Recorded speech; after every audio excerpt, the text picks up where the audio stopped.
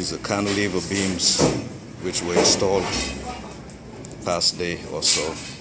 See that they have to be threaded through the openings that were made in a former video that I showed. This is the opening.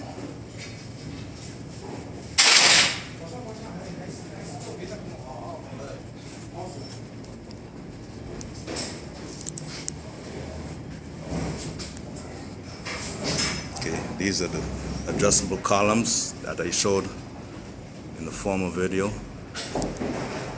They brace against the ceiling so that you get a counter loading which processes the cantilever.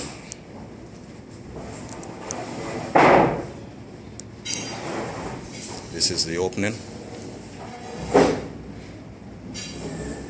This is the cantilevers. They are 20 feet long, and this is the threaded rods which anchor the cantilever beams. They are double W8s by 15s. Okay, this is a 12 by 4 plate. It's more like 16 by 4 plate, and these are anchored approximately 5 to 6 feet on center. Contractor has doubled up the columns in order to get a factor of safety of probably 4.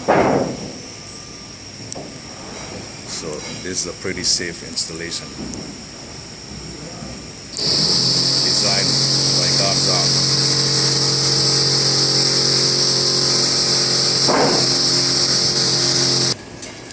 Okay, this is the planking, 2x8 planking, which is actually on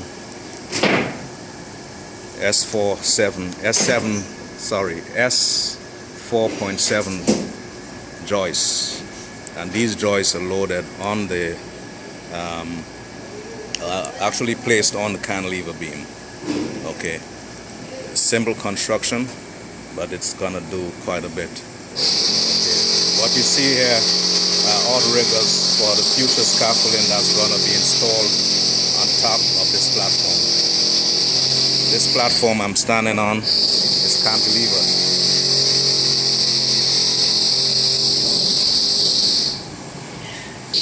This is the parapet wall, which is mandatory,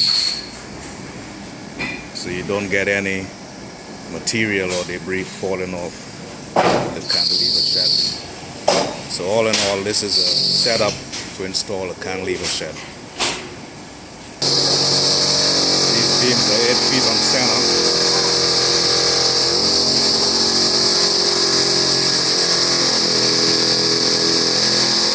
Another penetration through the exterior wall. It was strategically laid in order to offset from the stair bearing wall. Okay, this is a stair bearing wall, concrete block. And this is the cantilever beam. So this spacing is about 16 feet, which is enough to support the loading of the future scaffolding.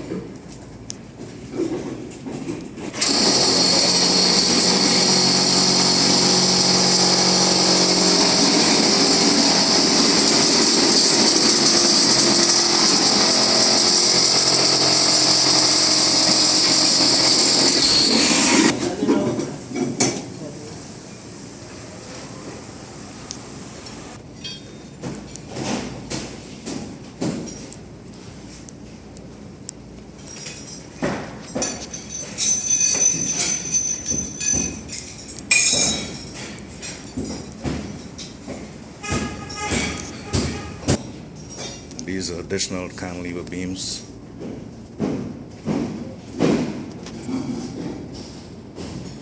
Strategically placed so it offsets the future interior walls, the metal studs.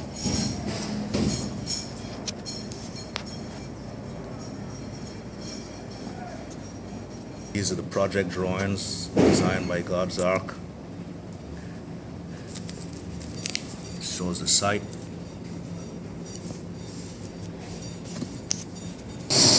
Location plan where scaffolding is going to be installed. This is a method, basic method of setting up a set of drawings to install scaffolding. Section through the building. Okay, this is a detail showing the penetration of the cantilever beam, hence cantilever shed with double W8 by 15s. This is a detail where you get the penetration of the threaded rods. It's a flat slab building, so the concrete, reinforced concrete slab is enough to anchor the beam via bolts, threaded rods, and also plates. Okay, on top here is the column, the adjustable column. Over here is the, I'm sorry about the noise, but this is the basic detail using a cantilever shed in order to install in a flat slab building.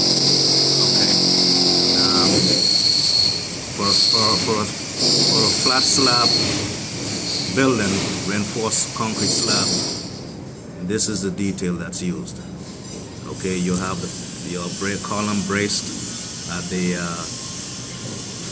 the slab below where the beam is. The beam rests on top of the slab, and then you also have the column braced into the top, as I showed in the vid. Okay, and this is the cantilever shed right here.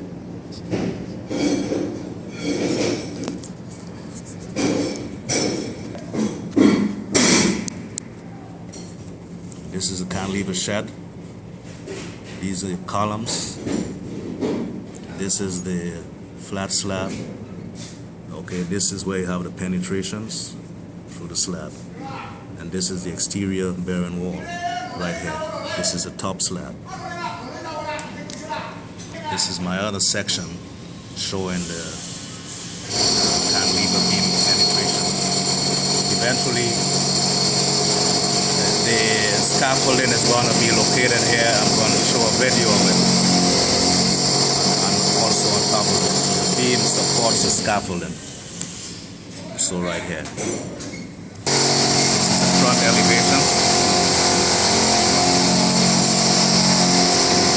These are your beams, typically 8 feet on center.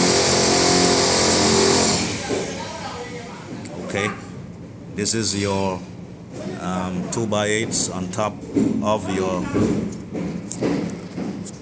4-inch deep joist, which is supported by the cantilever beams. On top of that, the sidewalk shed is going to be, the scaffolding is going to be supported on top of that. This is your other elevation, which shows the other one of your cantilever sheds.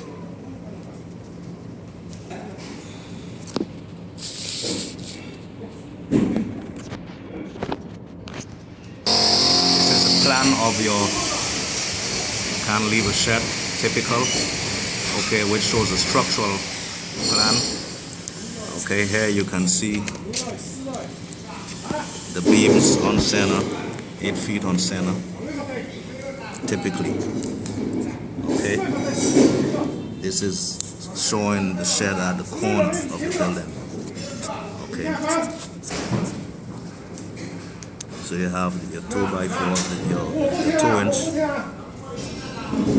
on center joist on top of your 8-inch on center beams. Okay, this is a parapet wall,